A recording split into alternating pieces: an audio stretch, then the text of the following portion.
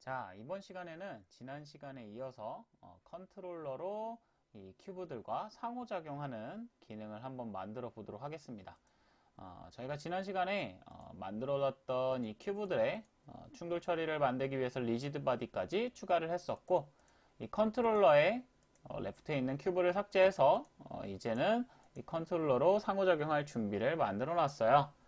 제가 지난 시간에 한번 더 말씀을 드렸었는데, 이 컨트롤러가 다른 오브젝트와 상호작용하는 기능을 만들기 위해서 컬라이더랑 이런 리지드 바디 같이 충돌을 일으킬 수 있는 준비를 진행할 거라고 말씀을 드렸는데, 상호작용을 하기 위해 꼭 충돌 처리를 할 필요는 없습니다. 그런데 가장 많이 사용하고 쉽게 만들 수 있는 게 충돌 처리이기 때문에 이번 시간에는 충돌 처리를 한번 만들어 보려고 합니다.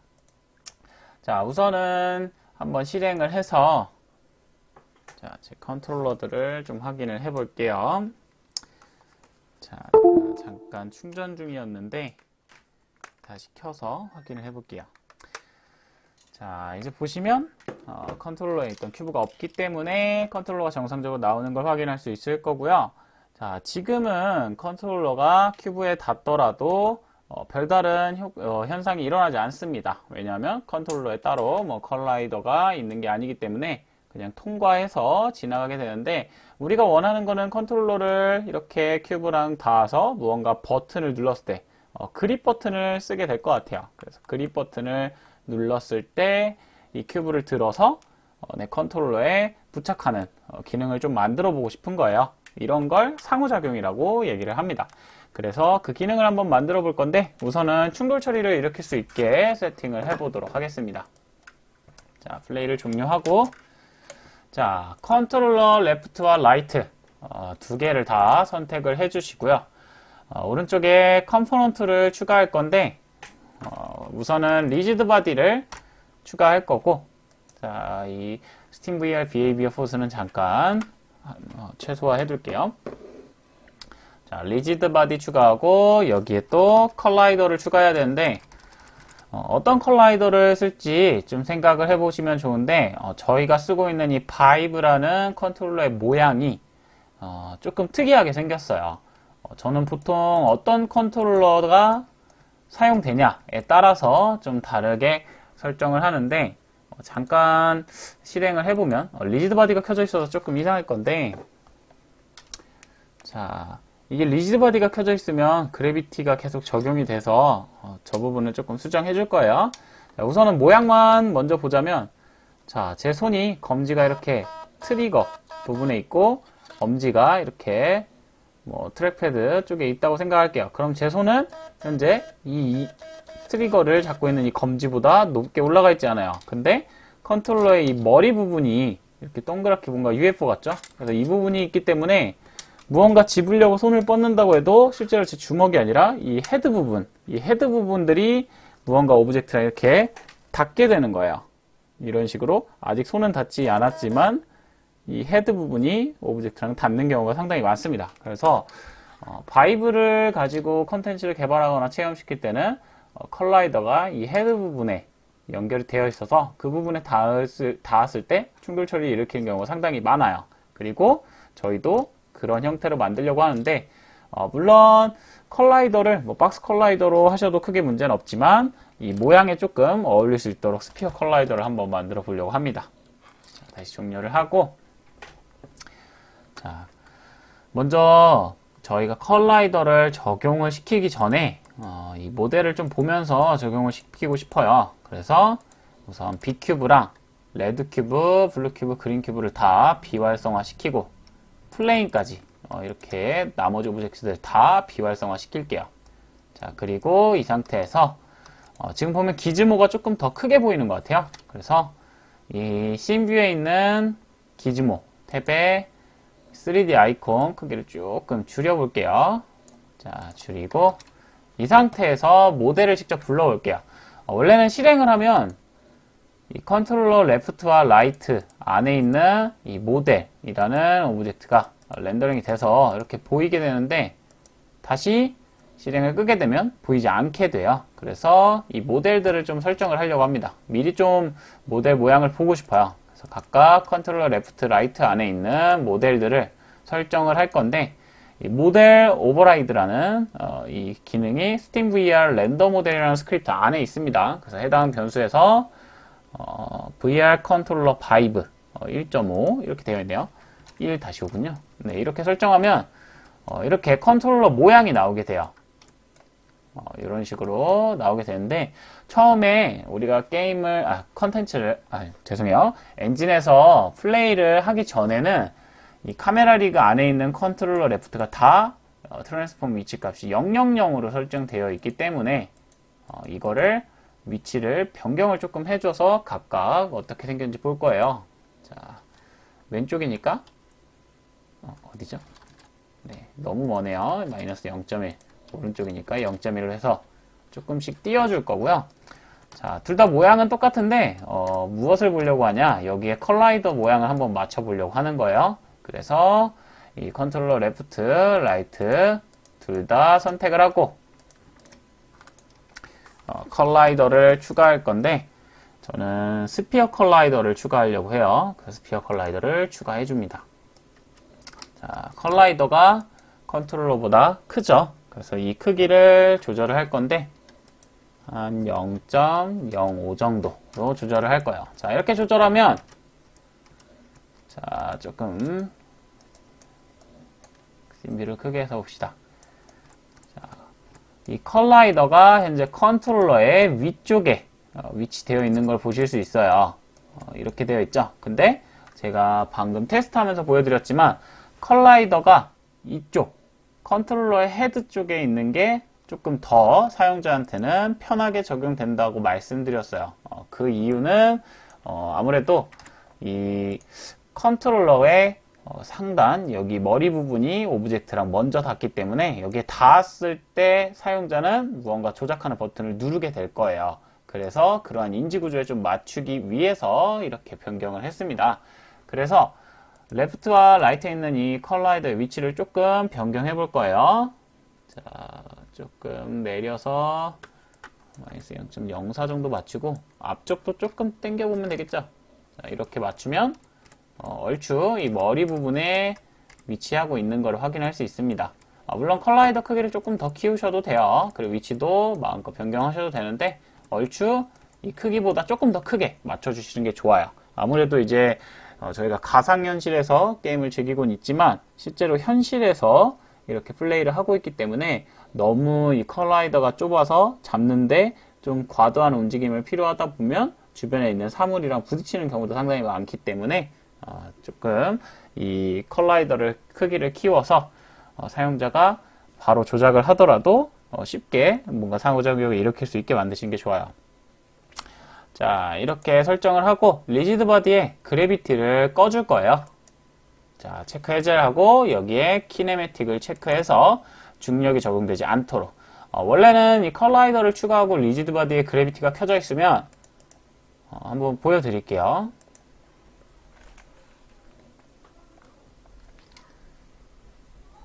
자, 저희가 이렇게 정확하게는 느끼기엔 조금 힘들어 보이긴 하지만 어떤 내용이냐면 컬라이더와 리지드 바디에 그래비티가 켜져 있으면 이 컨트롤러가 계속해서 중력을 받기 때문에 아래로 떨어지겠죠. 근데 우리가 트래킹되는 데이터가 갱신이 되기 때문에 떨어지는 이 리지드 바디 데이터와 트랜스폼 업데이트에 갱신되는 데이터가 합쳐져서 계속 백그라운드에서 연산이 이루어질 거예요. 지금도 보면 바닥에 이렇게 가만히 둬도 둥둥 뜨는 걸 확인할 수 있죠. 자, 이런 내용들이 있어서 최적화를 위해선 그래비티를 끄고 키네매틱을 켜두도록 하겠습니다. 자, 이렇게 설정을 해주시고요. 자, 우리가 모델을 설정해 놨기 때문에 렌더 모델에 그 모델이 설정이 되어 있어서 계속 하얀색으로 나오는 거예요. 쉐이더가 적용이 안 되는 것 같은데, 자, 컨트롤 레프트 라이트 안에 있는 이 모델 다시 선택을 해줘서 오버라이드를 넌으로 바꿔주도록 할게요. 이렇게 바꿔주면 다시 실행했을 때 우리가 아까부터 봤던 검은색 기본 컨트롤러가 나오게 됩니다.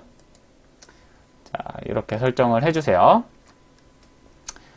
자, 설정이 완료됐다면 우리가 기존에 쓰던 이 바이브 인풋 매니저 이거를 그대로 써도 되긴 하는데 지금 테스트를 한다고 좀 많은 코드를 넣어놨기 때문에 새로운 코드를 작성을 또 해볼 거고요. 그리고 이 바이브 인풋 매니저가 아까 전 시간에 우리가 그 햅틱 진동을 테스트했을 때 확인을 했었는데 왼쪽 트리거 버튼 눌렀을 때 그리고 오른쪽 트리거 버튼 눌렀을 때 이렇게 각각 어떤 컨트롤러가 눌렸는지를 확인할 때 이렇게 두 개의 스크립트를 써야 했었어요. 이 부분이 하나의 클래스에 이렇게 많아지다 보면 조금 헷갈릴 수 있어요. 그래서 이거를 각각 레프트 핸드, 라이트 핸드로 쓰는 게 아니라 하나의 클래스를 만들어서 이 클래스 스크립트를 컨트롤러에 각각 넣어줘서 둘이 같은 기능을 할 수 있게 바꿔보도록 할 거예요. 이런 식으로 스팀VR 인풋 소시스에 어떤 컨트롤러인지를, 어떤 소스인지를 넣어주는 방법도 있고, 그리고 지금부터 할 방법은 인풋 소스를 여기에서 바로 변수로 받아서 어떤 인풋 소스인지 처음부터 지정해서 해당 지정된 소스에서만 값을 받아와서 쓸 수 있는 형태로 스크립트를 한번 만들어 보려고 합니다. 자, 다시 돌아가서 자, 그렇게 되면 이제 바이브 인풋 매니저는 쓰지 않을 거예요. 그래서 플레이어에 있는 바이브 인풋 매니저라는 이 스크립트는 비활성화 시키도록 하겠습니다. 자, 시키고 다시 스크립트를 하나 만들어 보도록 할게요. 자, 프로젝트 뷰에서 C# 스크립트를 하나 만들고요. VR hand라는 스크립트를 하나 만들도록 할게요. 자, VR hand라는 스크립트를 만들고 열어주세요.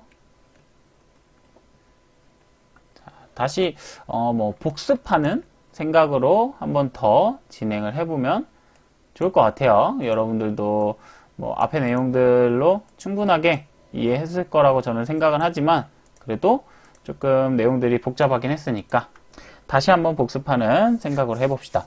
자, 우선은 VR, 이 스팀 VR 플러그인을 쓴다 하면은 꼭 스크립트 위에 네임스페이스부터 해줘야 된다고 했죠. valve.vr을 설정을 합니다. 자, 주석은 지우고 자, 이렇게 하고요. 우리가 앞에서 바인딩을 했기 때문에 바인딩 되어 있는 액션을 그대로 가져다 쓸 건데 우선 지금 당장 이 스크립트에서 필요한 기능은 그립 버튼을 눌러서 오브젝트를 상호작용 시키려고 하는 거예요. 그래서 그립 버튼을 쓰도록 할 거니까 여기에 스팀VR 액션 풀린의 그립이라는 이 액션 변수를 가지고 올 거예요. 자, 여기서부터는 제가 주석을 달도록 작성하도록 하겠습니다. 자, 액션 변수고요. 자, 이 VR 핸드는 각각 컨트롤러에 들어갈 거라서 그래서 해당 컨트롤러 그립 버튼 액션 변수라고 설정을 해놨고요. 이 부분은 당연히 각각 컨트롤러마다 여러분들이 다른 버튼 액션 변수로 변경을 하게 되면 바뀌게 되겠죠. 컨트롤러마다. 자, 그리고 이 부분이 우리가 앞에 바이브 인풋 매니저에서 썼던 이 스팀 VR 인풋 소시스를 대체하는 부분이에요. 자, 어떤 내용을 쓸 거냐? 해당 컨트롤러의 동작 자세를 저장하는 변수인데 이 동작 자세라고 얘기해 놓은 게 포즈 때문에 제가 동작 자세라고 이렇게 설정을 해놨는데 실제로는 여기에 추가적으로 작성을 하면 이 input source 개체라고 생각하시면 좋을 것 같아요. 자, 이게 무슨 얘기냐? 우리가 레프트인지 라이트인지 각각 컨트롤러에서 누가 인풋을 주고 있는지를 스팀 VR 인풋 소시스로 레프트, 라이트 이렇게 나눴었었는데 그거를 직접 이 변수에 할당을 해서 레프트 컨트롤러인지 라이트 컨트롤러인지를 설정하겠다는 얘기입니다. 자, 그래서 여기에 설정을 해보도록 할게요. 자, 해당 컨트롤러의 동작 자세를 저장하는 변수라고 제가 해둔 거는 여기에 어떤 컨트롤러의 인풋 소스인지를 저장하려고 하는 거라고 말씀을 드렸어요. 근데 이 카메라 리그 안에 컨트롤러 레프트랑 라이트가 한 번 더 확인해 볼게요.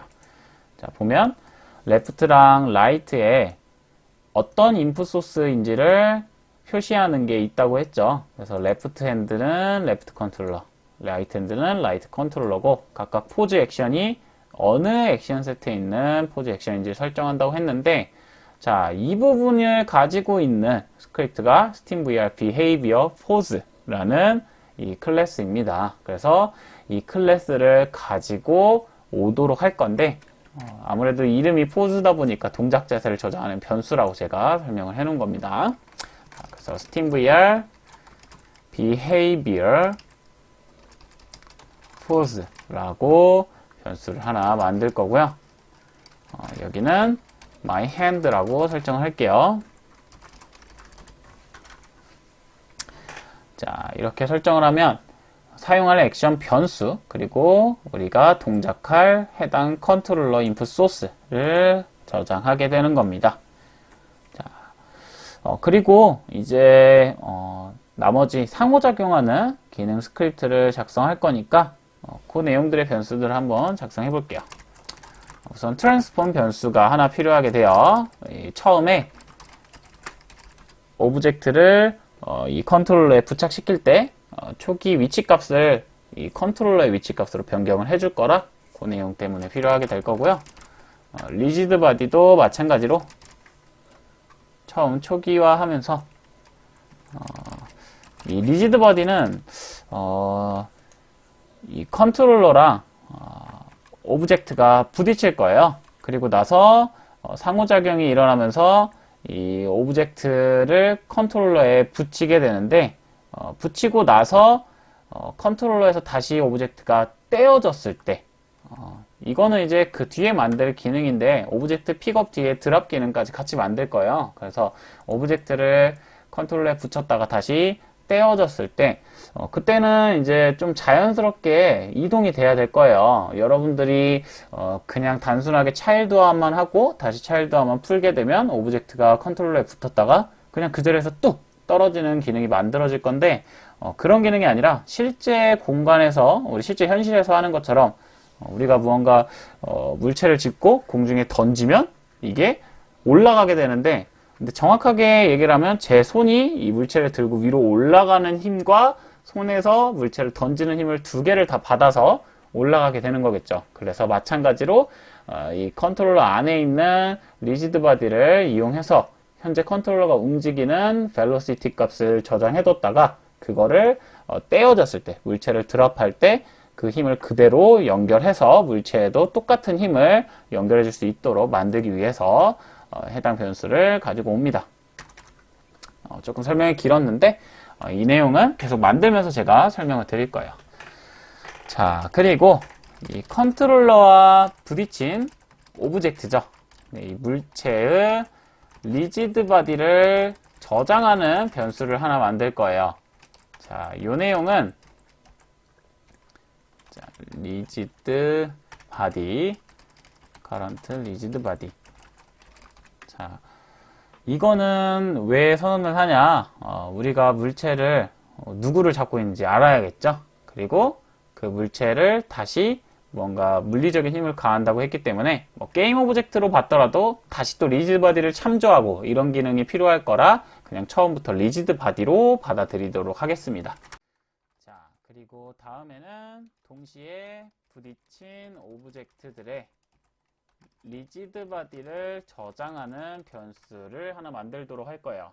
이 변수는 이제 배열 형태 변수를 만들려고 하는데, 이 변수는 우리가 이제 게임을 하거나 컨텐츠를 체험할 때 가상현실 같은 경우에는 되게 많은 오브젝트들이 있을 거고, 그리고 그 오브젝트들을 사용자가 무언가 조작해서 옮겨 놓거나 위치를 변경할 수 있는 형태가 상당히 많이 있어요. 그러다 보면은 한 위치에 오브젝트들이 겹쳐 있거나 혹은 내가 이 손을 뻗어서 무언가 잡으려고 했을 때, 상호작용하려고 했을 때 해당 위치에 오브젝트들이 걸쳐 서로 겹겹이 겹쳐 있어서 실제로 어떤 오브젝트가 쥐어질지를 사용자가 정확히 알 수 없는 경우가 상당히 있어요. 물론 좀 설계가 제대로 된 컨텐츠들 같은 경우에는 사용자가 손을 뻗어서 아직 상호작용 버튼을 누르지 않더라도 상호작용이 가능한 오브젝트들의 아웃라인을 표시한다거나 뭔가 추가적으로 사용자가 어떤 오브젝트들을 상호작용할 수 있는지 상태를 알려주는 UI들이 존재하게 되는데 저희는 아직 아웃라인이나 뭐 UI 내용을 다루지 않을 거기 때문에 임시로 사용자가 컨트롤러로 무언가 닿았을 때 해당 닿은 위치에서 동시에 겹쳐있는 오브젝트들, 정확히 말하면 이 컨트롤러에 있는 컬라이더와 충돌이 일어나고 있는 오브젝트들 중에서 가장 가까운 오브젝트, 사용자가 뭔가 손으로 집으려고 노력을 했다면 당연히 컨트롤러를 그 오브젝트에 더 가까이 다가갔겠죠. 그래서 가장 가까운 오브젝트를 판별해서 그 오브젝트를 다시 가지고 오는 내용을 작성을 할 거예요. 그래서 이 변수는 배열 변수로 만들어서 그 오브젝트들, 동시에 부딪힌 오브젝트들을 이 배열에 다 저장을 해두도록 할 겁니다. 자, 배열로 만들 건데 저는 편하게 리스트라는 자료형을 이용할 거예요. 자, 여기에 contact rigid body 라고 저장을 하도록 할 거고요. 리스트 형태로 다시 만들어줍니다. 자, 이렇게 해서 변수들을 선언을 해서 준비를 해줍니다. 물론 저는 이제 내용들을 다 작성을 해뒀기 때문에 이렇게 변수를 바로 만들고 사용을 할 수 있는데 물론 이제 처음 개발을 하게 되면 계속 만들면서 변수를 추가하게 되겠죠. 자, 우선 스타트 함수에서 좀 초기화를 해줄 거예요. 어떤 초기화를 해줄 거냐? 자, 위에 있는 초기화를 해줘야 되는 내용들이 있는데 우선은 이 프라이빗으로 되어 있는 내용 중에 우리가 참조할 수 없는 무언가 이 코딩 내용, 기능에서 업데이트문이나 혹은 따로 호출되는 내용에서 이벤트 함수에서 이렇게 추가될 내용이 아니면 먼저 스타트 함수에서 호출을 해서 초기화를 해줄 거고요. 이 충돌, 오브젝트랑 부딪힌이라고 붙고 있죠. 그래서 이 부분들은 결국엔 충돌 이벤트에서 다 값을 참조될 거기 때문에 여기에 있는 이 세 내용만 초기화를 해줄 겁니다. 물론 여기 위에 있는 스팀블러 액션 불림도 우리가 처음에 초기화를 해줄 수 있어요. 근데 이 부분은 제가 앞에서도 말씀드렸지만 스크립트에서 직접 인스펙터 창에서 확인을 하고 넣는 부분이 더 정확하기 때문에 이 세 개의 변수만 초기화해 주도록 할게요. 자, 우선 myhand라는 변수에 get 컴포넌트 써서 자, SteamVR behavior pose를 가지고 올 거예요. 근데 get 컴포넌트니까 현재 가지고 있는 컴포넌트를 가져와야 되겠죠. 그래서 결론적으로 이 VR hand는 각각 left, right 컨트롤러 안에 추가가 될 겁니다. 그래서 현재 컨트롤러에 들어있는 SteamVR behavior pose라는 이 함수가 아니죠. 이 컴포넌트 클래스를 가지고 오도록 하겠습니다.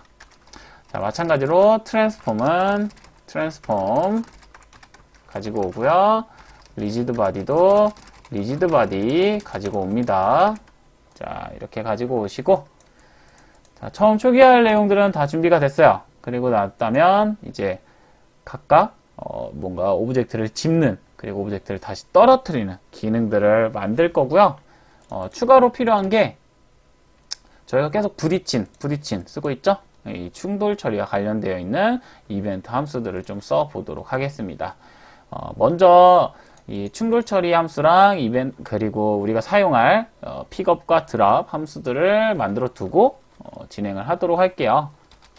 우선 픽업이라는 함수 만들고 마찬가지로 드랍이라는 함수도 만들어 둘게요.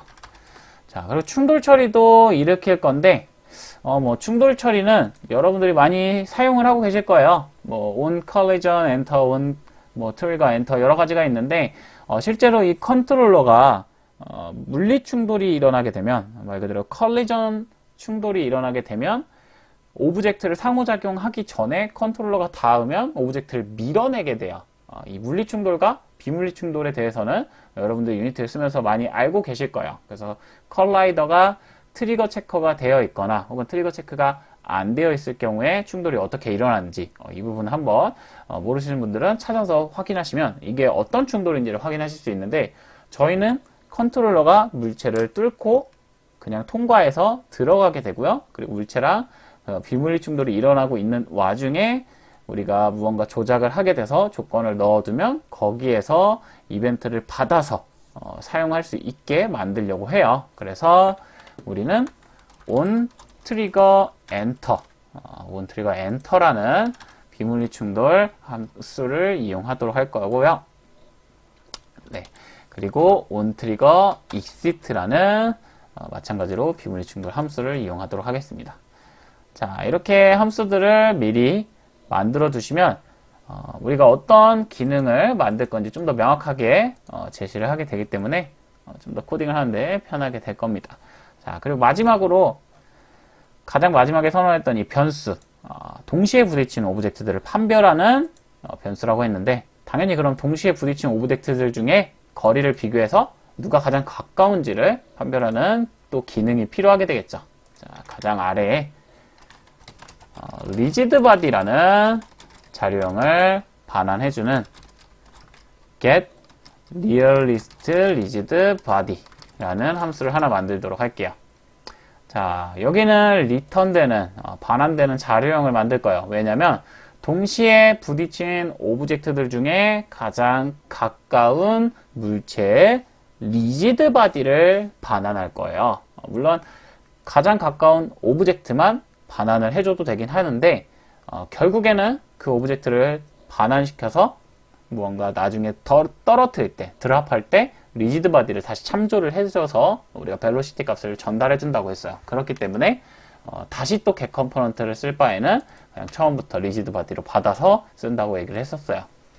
자, 우선 코드 내용이 없기 때문에 리턴 값을 널로 설정을 해서 이 리턴이 되고 있다 라고 설정을 해줘야지만 컴파일에 오류가 나오지 않을 겁니다. 자, 이렇게 해서 정리를 하고 저장하고, 다음 시간에는 이 업데이트문에서 각각 버튼을 눌렀을 때 픽업과 드랍이 될 수 있게, 그리고 픽업과 드랍의 기능들, 비물리 충돌 될 때 이벤트 기능들, 그리고 가장 가까운 오브젝트 가지고 오는 기능까지 한번 만들어 보도록 하겠습니다.